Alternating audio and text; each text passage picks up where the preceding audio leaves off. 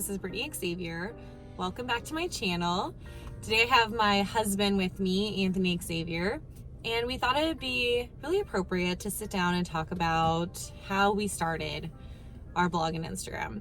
And I say we because we started it together from day one, and we work together full time. It's something that...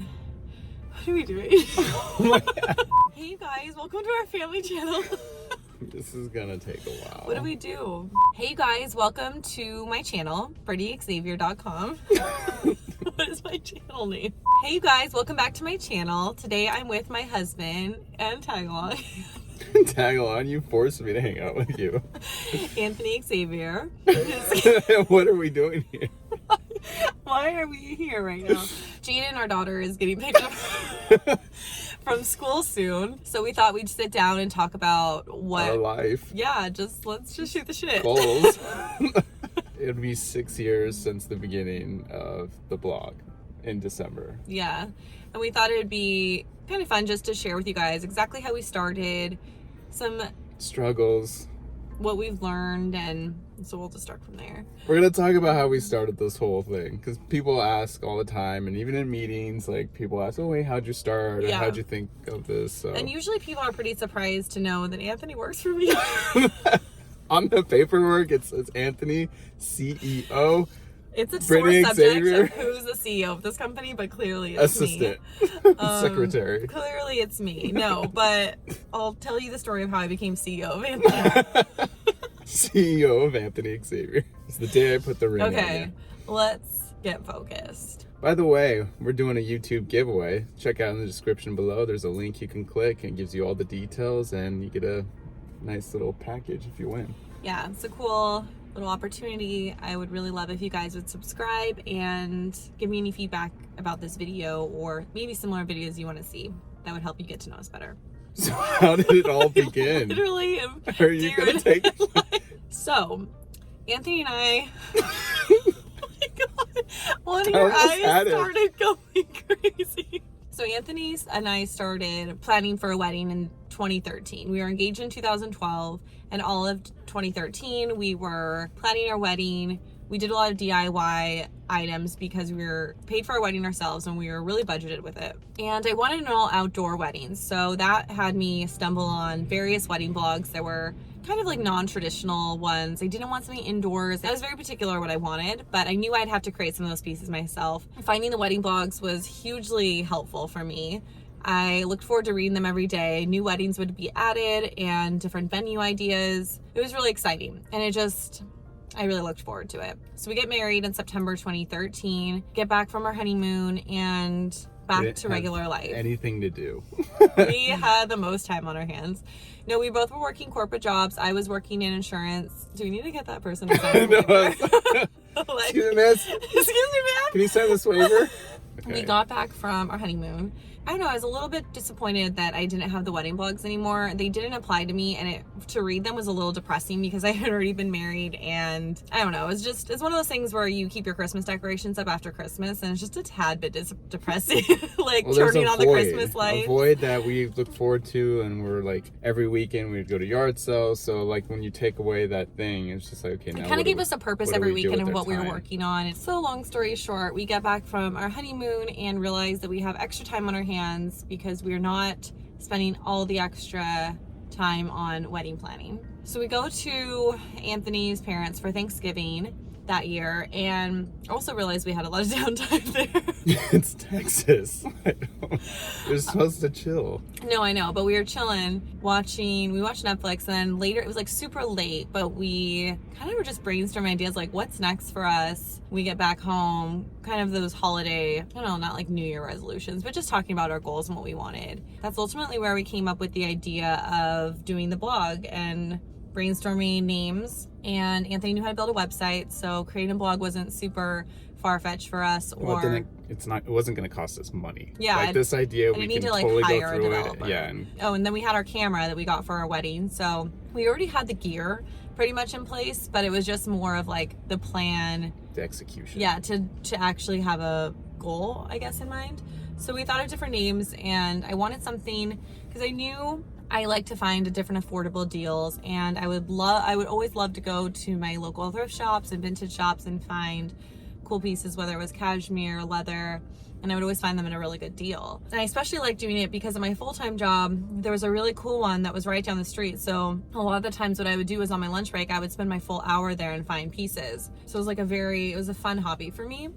And I thought it'd be fun to share that too, but also share with my designer items that I paired it with, and you know, what pieces I was saving for each month. So we just brainstormed ideas and we came up with the name Thrifts and Threads that kind of incorporated the thrifts and then also the rest of my style. And we basically formed it as a strictly fashion, I would say at first, but also to incorporate more of our life or what we were doing. It was started off as fashion and then slowly incorporated other aspects of our life. But the idea behind it was just to show outfits and how to find that similar item. The mix and match. So we get back home and we're really excited. He had already bought the URL and we just started taking photos and decided that we wanted to post on the blog. Monday through Friday I was reading and researching, and then on the weekends we were out kind of executing what we had found on there. So I wanted to keep that same schedule. And also we worked, so we needed to have the blog post ready for the next week. So we'd have everything ready to go for the following week. So yeah, Anthony just got pretty familiar with the Canon. We had a Canon camera when we first started and would just try to take photos. Didn't really know what we were doing, didn't have any clear concept. But I did notice at this point that there were other personal blogs. I wasn't super into personal style blogs before I started, but I did realize that there were other ones, what I was trying to do. And the ones I had found, they had also had a similar format where they had shown their outfits and just showed what they were wearing. So I knew it was pretty feasible and I could do it as well. At this point, I would say we were still pretty clueless how it all works. And we never would have thought that we could have made it into a career like we are today. I would say we had a clue about affiliates. So we started, I don't know, I feel like we were reading a ton of entrepreneur books and these different podcasts and websites where it's telling you about just how to grow blog traffic. It was almost like an art form that we were trying to really master. One of the aspects was I needed another source to refer my traffic to, and that's what we started Instagram for. We started it at the same time with the Thrifts and Threads handle, but it was always with the intention to drive blog traffic. Never would I have known that I could have monetized my Instagram, but it was so different then. 6 years ago, it wasn't as common, I would say, or I don't know. I guess it was common, but not as saturated as it is now. So basically, because we were posting on the blog Monday through Friday, I knew that I needed 2 posts per day. Instagram was still chronological order, so I would post 3 times a day without fail. 2 of those posts were promoting my blog traffic. So I would just say new on the blog, thriftsandthreads.com, and I don't even think there was a swipe up link or anything. There wasn't any stories then. So it was mainly just my Instagram and my link in bio. Yeah, link in the caption. It's like www. Didn't we do that? I think it was in the caption. You had to write it, or we wrote it out. Because I remember seeing links in the caption. Yeah, and then I would always try to brand my name as like, they can go to thriftsandthreads.com, like you would know. Yeah. So I do that 2 times a day. I would promote one of the blog photos, and then once a day I would do a personal outfit. I'd usually just change on my lunch break, take a photo, and post that. And I was very much real time. I always wanted to post what I was actually wearing and or I would post jewelry, post my nails a lot. I feel like once my friends found out, it was very much like a motivator for me to keep doing it, because a few people didn't understand what we were doing. They're like, are you modeling? Like, what is this? It wasn't as popular as it is now. And my account when people started finding out, my account was at 1,500. So people were like, random, you have this other account, but you have some followers on it, not that many, but what's happening? But I feel like when that happened, it really motivated me to continue on, and checking the blog stats from Google Analytics was really important, because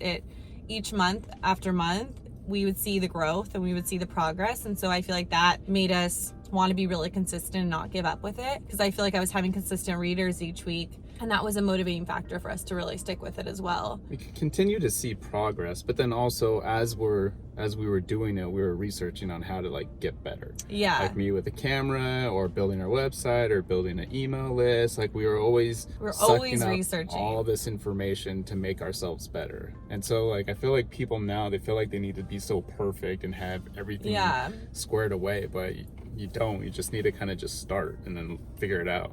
And also, we didn't start it with the intention to make money because we didn't know that we could make as much money as we're making now. It was more like blog. Yeah, we were more like blog like focused. Blog, advertising, affiliates, but never thought that like Instagram. Yeah, we knew like affiliate links could make us money, and the AdSense. I think we're really into AdSense. Like Google AdSense. Yeah.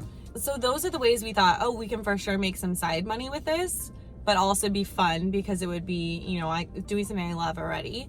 But never would we have thought that it would turn into what it is now. If you told me that, I would have said, yeah, right. Literally. And Anthony and I, neither of us studied any of this in school. I went to school for political science. I was on the pre-law track. And Anthony did... What did I do? Food marketing? Yeah. Agricultural marketing? Yeah, food marketing. But I feel like school really helped us in the sense of time management, being really motivated. We're both very much of a self-starter. Hitting deadlines. And like...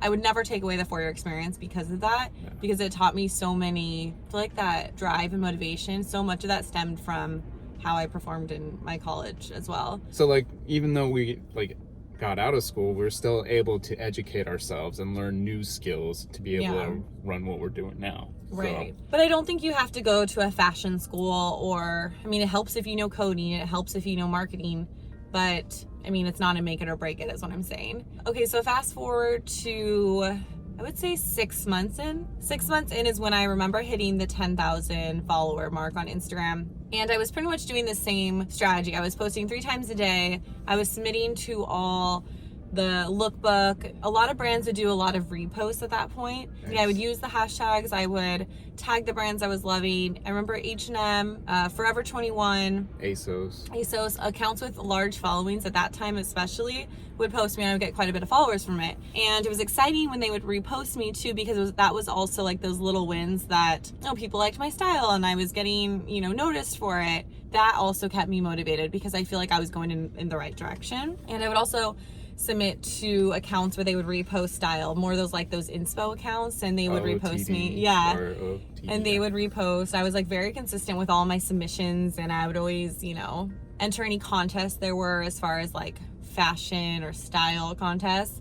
Really doing like a lot of outreach. Yeah, because you can't just post an outfit and then expect people to just follow you just by posting. You have to really like immerse yourself within the community that you're trying to like.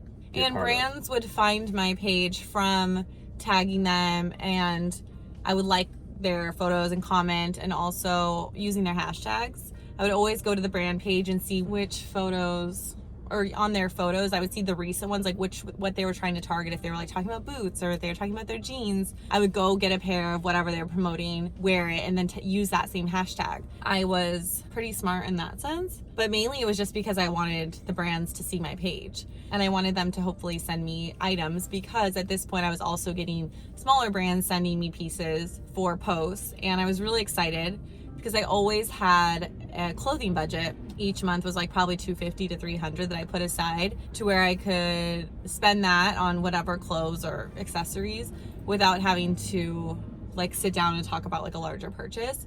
And usually I would use that if I wanted designer shoes or a designer bag. I would save that amount each for a few months, and then I would get my bigger purchase. Getting like a leather jacket sent or a pair of jeans was a huge win for me, just because it took away from the money I had to spend on the side for my blog. So just getting the trade alone in clothes for me kept me going and kept me tagging brands, and was really excited to have brands starting to notice me and reach out and want to be featured. So that was really cool. And that was at the 6-month mark. I was really seeing like the more clothes coming in. I was at 10,000 followers. We just kept doing it. We were really consistent. Didn't make pretty much any money from the blog. I would say a year after starting is when I actually saw my first check, that I started networking with a few girls in the area in LA, and a few of them were like, cool, you're getting stuff sent, but you probably should be charging a brand because you're spending all this time creating the photo.